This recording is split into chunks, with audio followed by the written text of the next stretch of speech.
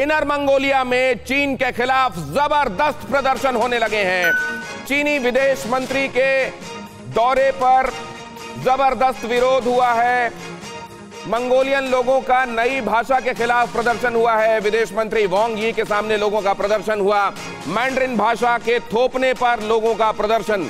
असल में मैंडरिन भाषा वहां थोपी जा रही है। कल्चरल रेवोल्यूशन आपको याद होगा जो माओ त्से तुंग ने शुरू किया था 1960 के आसपास, और जिसमें लेने के देने पड़ गए थे।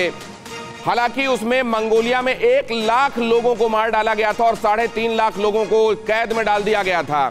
इस वक्त आप देख रहे हैं ये विरोध प्रदर्शन की तस्वीरें। आपको ये तस्वीरें हम सुनाते हैं इन आवाजों के साथ, सुनिए। इनर मंगोलिया, असल में पूरे मंगोलिया को चिंग वंश जब काम कर रहा था, इनफैक्ट मिंग वंश के समय इसको पूरा काबिज कर लिया गया था, लेकिन फिर ये आउटर और इनर मंगोलिया में टूटा। आउटर मंगोलिया ही आज का मंगोलिया है और इनर मंगोलिया आज भी चीन के कब्जे में है। यहां पर जो मंगोल मूल के लोग हैं उनसे उनकी भाषा छीनी जा रही है, जिसमें उनके पुरखे और वो लोग तमाम पीढ़ियों के साथ बरतते आए। उनसे कहा जा रहा है कि अब केवल मैंडरिन चलेगी। स्कूलों में लगातार केवल मैंडरिन पढ़ने और मैंडरिन में ही बोलने चालने के संदर्भ में निर्देश जारी किए जा रहे हैं। लिहाजा वहां के लोग अब बागी हो गए हैं। शिनजियांग में आप देख रहे हैं उइगर वहां ईस्ट तुर्किस्तान की मांग कर रहे हैं, और यहां पर आप देख रहे हैं किस तरीके से चीन के कब्जे वाला मंगोलिया अब सुलगने लगा है। आप जानते हैं कि ऑटोनॉमस स्टेट कहा जाता है, लेकिन यह कब्जा किया गया है मंगोलिया के इलाके में, और इसको इनर मंगोलिया नाम दिया गया है। अब आपको दिखाता हूं मैं कुछ तस्वीरें। इन तस्वीरों को आप बहुत ध्यान से देखिए। पहले इन तस्वीरों को देखिए जरा, यहां देखिए।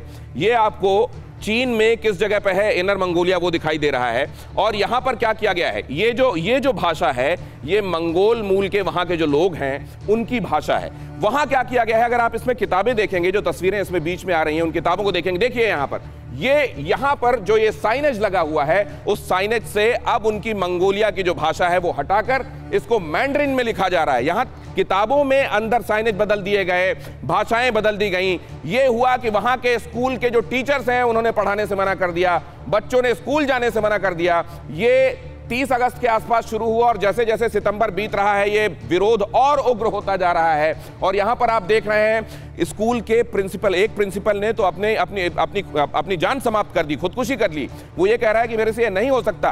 पुलिस में वहां पर चाइना के लिए काम करने वाले लोग जो मंगोलिया के रहने वाले हैं उन्होंने लाठीचार्ज करने से प्रदर्शनकारियों पर मना कर दिया कि हम अपने लोगों पर इस बात को लेकर कैसे लाठी चलाएंगे कि वो अपनी भाषा को बचाने के लिए गुहार लगा रहे हैं। लिहाजा उस इलाके में शी जिनपिंग के हाथ से चीजें बाहर जाती जा रही हैं। मंगोलिया में रहने वाले मंगोलियन लोगों का आरोप है कि संस्कृति के नाम पर सिर्फ उनके पास भाषा ही तो बची है और उसको भी उन लोगों से छीन लेने का काम किया जा रहा है। आने वाले दिनों में यह विरोध प्रदर्शन और उग्र हो सकता है। चीन की सरकार का प्रदर्शन करने वालों पर उधर एट्रोसिटी, जुल्म भी जमकर चल रहा है। वो ये चाहते हैं कि यहां पूरे तौर पर हानकरण हो जाए इन लोगों का, पूरे तौर पर या तो ये हान बन जाए या फिर इनको समाप्त कर दिया जाए। और यहां बहुत बड़े लेवल पर वहां के एक इतिहासकार हैं जिन्होंने इसको लेकर किताब भी लिखी थी, उसकी केवल 2000 प्रतियां छपने दी गई और फिर उनको भी कैद में डाल दिया गया। जिन्होंने ये बताया था, लोगों से बातचीत करके एक पूरा दस्तावेज बनाया था और ये बताया था कि कैसे कल्चरल रेवोल्यूशन के नाम पर यहां लाखों लोग कत्ल कर दिए गए और लाखों लोगों को जेल के अंदर सीखचों में डाल दिया गया। और धीरे धीरे वहां के लोगों का माइंड वॉश करने के लिए अब केवल मैंडरिन में सोचने, बोलने, पढ़ने के लिए कहा जा रहा है। यह कितना बड़ा जुल्म है। और आने वाले दिनों में क्या यहीं से या शिनजियांग से वहां अंदर जिनपिंग की चूलें हिलाई जाएंगी।